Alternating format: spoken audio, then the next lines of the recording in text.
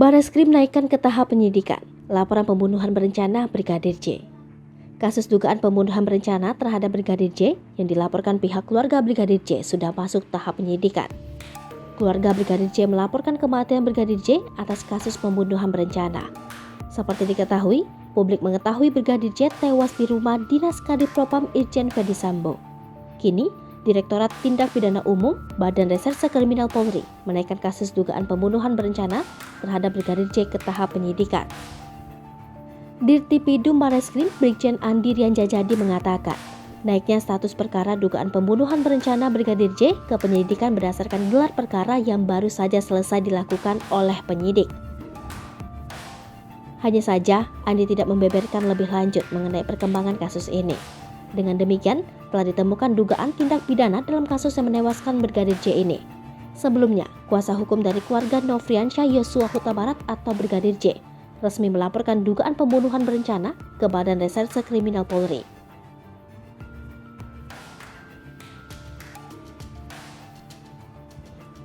Pihak kuasa hukum mengatakan laporan mereka diterima polisi. Adapun laporan ini terregister dalam laporan polisi bernomor LP-B-0386-7-2022-SPKT Bareskrim Polri. LP diterima AKBP Herminto Jaya pada tanggal 18 Juli 2022.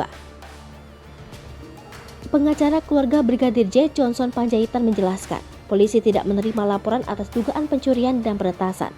Pasalnya, kata Johnson, mereka harus melengkapi bukti dengan cara menyerahkan foto dan ponsel yang diretas itu.